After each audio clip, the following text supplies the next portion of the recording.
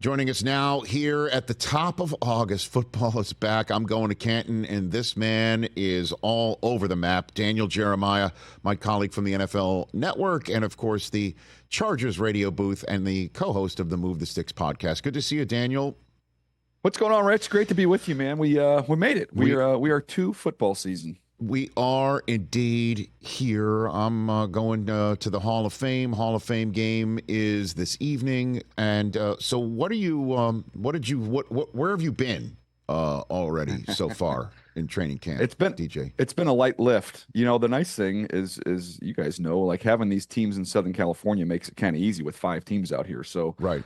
So far, I've just been to Cowboys. I've just been to Chargers. So those are the first 2 stops, but man, you've got the Raiders here, you've got the Saints here, you got the Rams here. So there's it's literally, you could have a nice ITC inside training camp with a tank of gas this year. Well, listen, DJ, I don't want to push back. It's back together weekend still in my estimation. Sorry. I think we're forever in back together weekend. Make sure you code that properly, or you will not be able to get your expenses done. As Denise has informed us. Denise is on top of it. Let me write that down. Okay. Yeah. So listen, let's give the Joneses what they're due here, because the number of times that Jerry and Steven were pushing back on this whole what's your malfunction with your all-inness, talking about the number of Pro Bowlers and All-Pros that they have on their roster. How good is the Cowboys roster going into this season? I think they're in pretty good shape. I think the defense is going to be really good. When you look at the pieces that they have in place, and with Micah Parsons kind of being that X factor as the true blue difference maker up front. And I'm curious to see, everybody's positive. I always like to clarify that, when you go on these training camp tours, I've yet to go to a place where the coaches you talk to are like, you know what, we're screwed. We stink. But there is optimism there with Mike Zimmer, and everybody seems to be bought in, and they were very secretive. I tried to get Micah Parsons to give me some stuff off camera of how his role, how he would be used, and what that would look like, and he was a little bit guarded. But there seems to be a strong relationship there, and I think they're going to be really good on that side of the ball. And then, the fascinating thing for me is offensive line-wise, they have 2 really talented rookies that we talked about at the draft. Tyler Guyton, who I believe is going to be their long-term left tackle, and then Cooper Beebe, who I believe will be their long-term center. Now, I was there early in camp, and those guys were not running with the 1s. They were running with the 2s. Chuma Doga, who from the Jets days, was out there running at left tackle. But I think it's interesting. Those are the things I keep an eye on, when you're talking about training camp, is some of these position battles, and when do you put the rookies in there? In my opinion, I think it's time. Put those guys out there. They're your 2 most talented guys at those positions.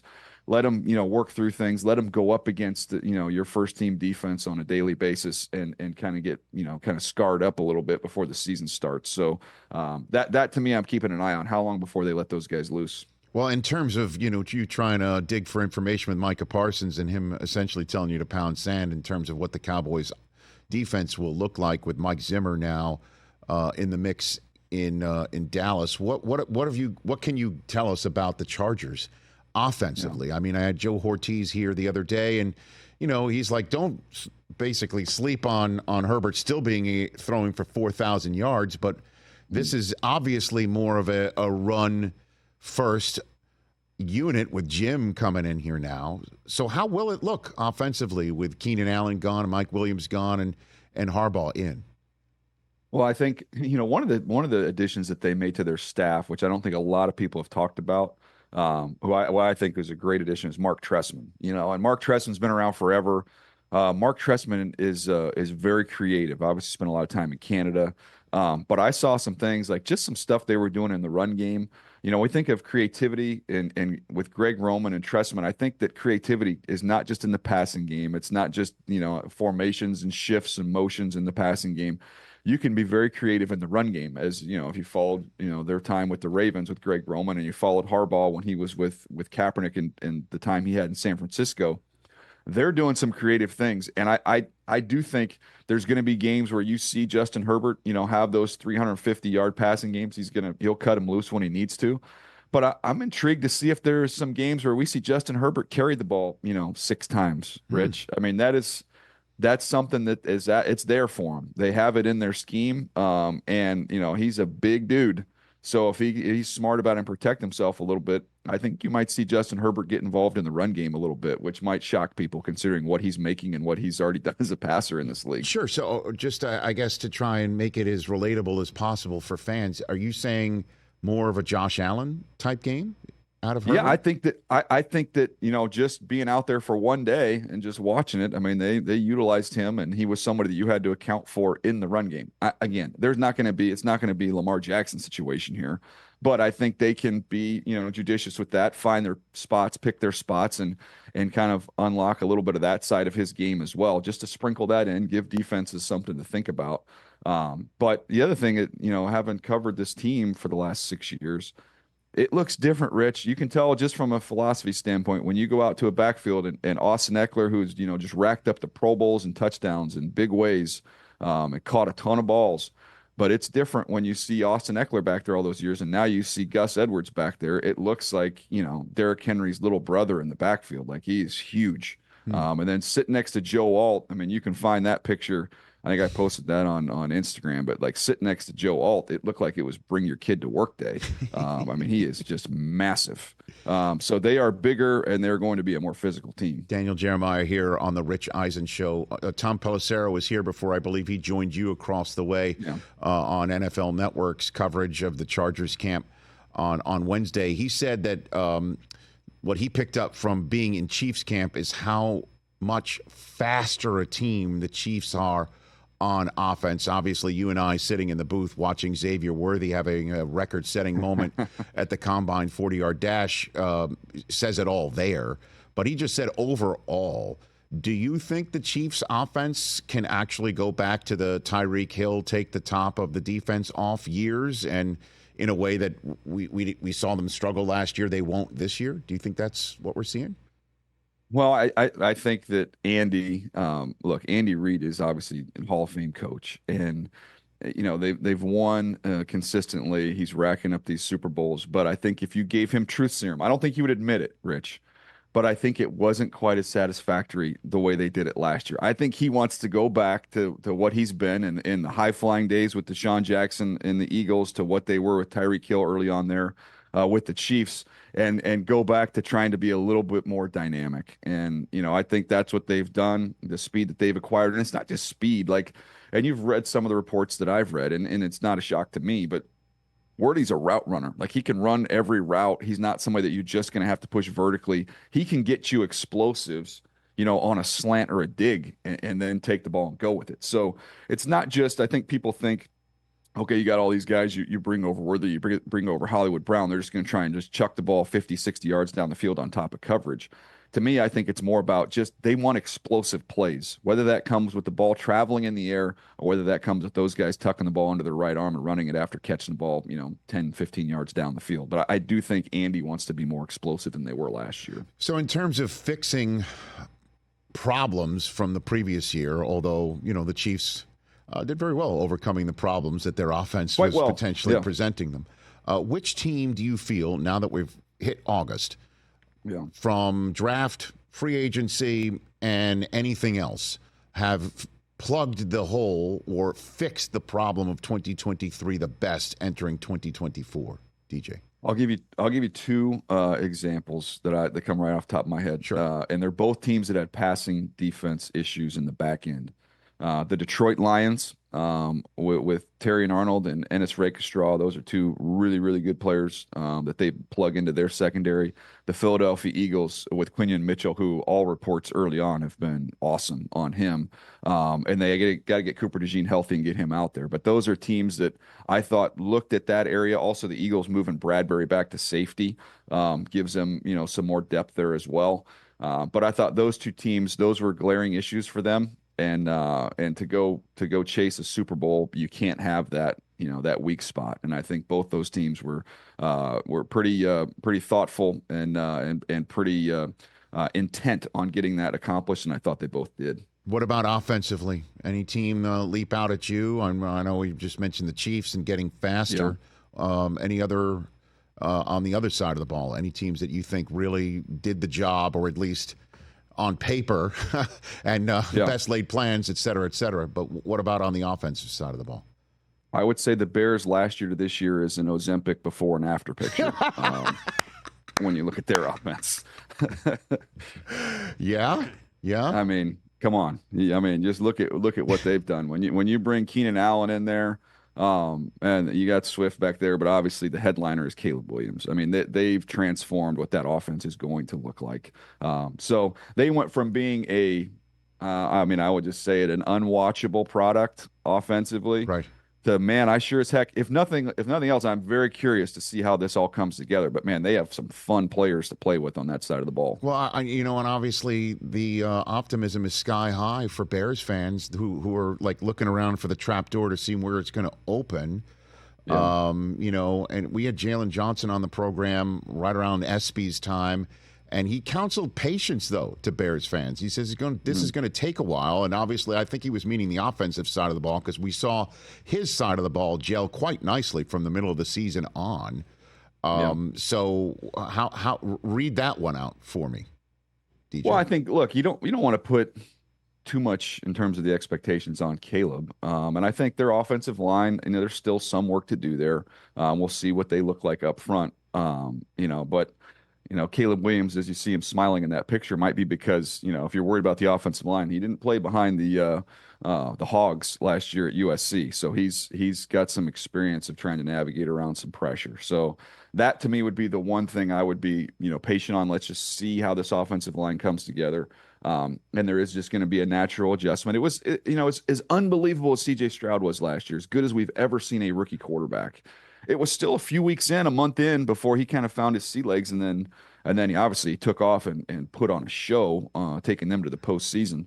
But there's still, there's a learning curve. You got to be patient with that. I think that's probably what Jalen Johnson's talking about. The good news is, with him and Montez Sweat, some of those other pieces on the defensive side of the ball, hopefully they can help keep them afloat while they're trying to kind of get their sea legs, so to speak, on offense. A few minutes left with Daniel Jeremiah here on the Rich Eisen Show. You just mentioned how the question of the Bears' offensive line needs to be answered by seeing it first before you can truly buy into the entire hype of the Bears' offensive unit out there. I kind of have been looking at the Aaron Rodgers, Garrett Wilson, having demonstrative conversations on the sideline of training camp with the idea that it's healthy to see that sort of stuff, and that they wouldn't have to try to get on the same page if Rodgers played more than 5 snaps last year, and that is part and parcel of Rodgers not having as much time last year or any time.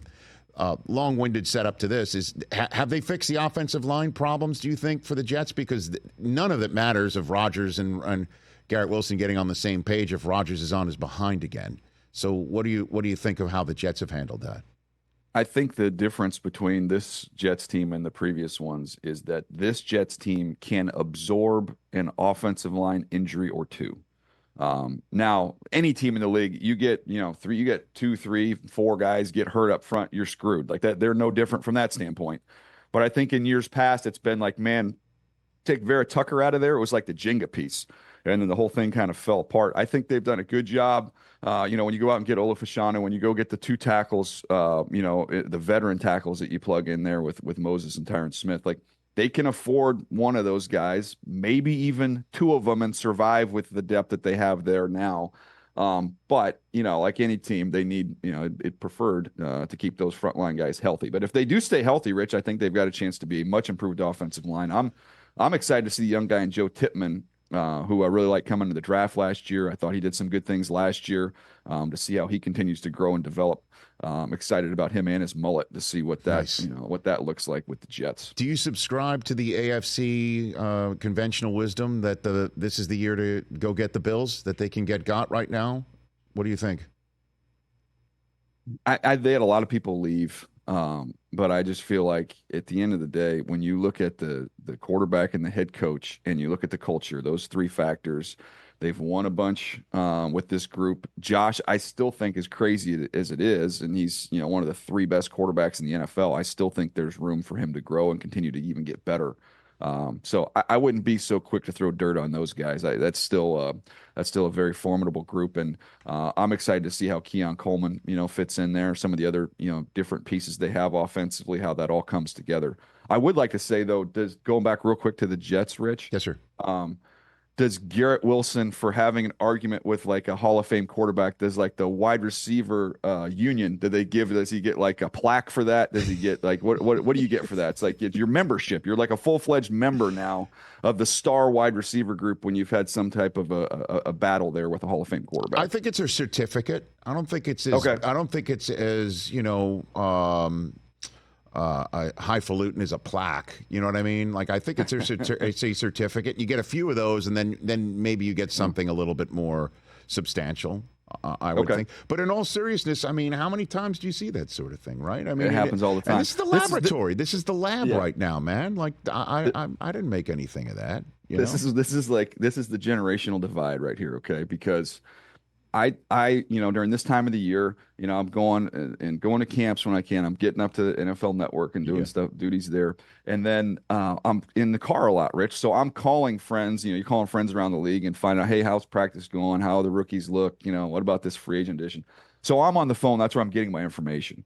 And then I get home and I've got, my son home from college. I've got my other son who's going into junior high school, and they're telling me everything, the Instagram updates of what's going on. So there's like these major Instagram stories, but I'm not getting that same feedback when I talk to people on the phone. So it literally is like a generational gap of how you gather information and what your perceptions might be. I love that. I love that, man. So I'm going to throw this sports talk radio thing at you before I let you go, Daniel Jeremiah. The NFC playoff teams from last year, okay? So you take the Bucks, the Lions, the Eagles and Cowboys, and you take the Rams and the 49ers and the Packers. Take them all. Okay. Which team from last year's playoffs do you think is more likely to go further this year than they did last year? Daniel Jeremiah. Again, I'll just repeat it for you. Eagles, Cowboys, one and done, right? Yep. And so were the Rams.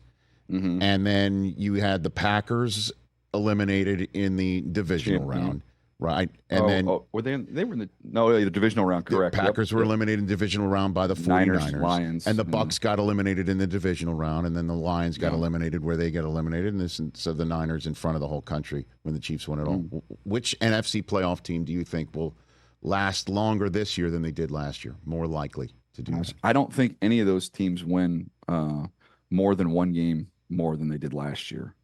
So I have my pick of teams I think are going to advance around further. So then which ones are those in the AFC? I'm going to say, look, this is way too early to be making a Super Bowl prediction, Rich. But this is getting clipped off. Well, no, it's not. 100% clipped off. It is not. And I'm not asking you to make a Super Bowl prediction. No, but I guess I have to, because I'm telling you that the Lions are going to go further than they did last year. Okay. So that puts the Lions in the Super Bowl. Right. But I just looked at we did a roster exercise on the Move 6 podcast, which, by the way, still trying to figure out. I'd love your opinion on it. Can we still hold on to the name, even though the sticks might not be there No, anymore? sir. You got, I'm sure, the email from the NFL media group and the NFL that they and Sony are making a deal to start using technology to spot the ball, even in this preseason. DJ, those sticks are history at some point. Well, they'll always be there as a backup. How does that sound? Okay. So, but I didn't mean to interrupt. Right. Go ahead. Please. No, it's very troubling. You can listen to DJ and Bucky Brooks on the Sony podcast coming out Mondays, Tuesdays, and Thursdays during the fall. But we did a roster exercise, and we just kind of looked at like these, championship foundations for these teams. So we did a quarterback, we did 3 offensive playmakers, could be running backs, tight ends, receivers, whatever, the top 3 guys. And we did your top 3 or your 2, I think it was two or 3 premier offensive linemen. Like, what do you have there? Then on the defensive side of the ball, 2 pass rushers, could be inside, outside, or a combination, and then 3 playmakers in the back end.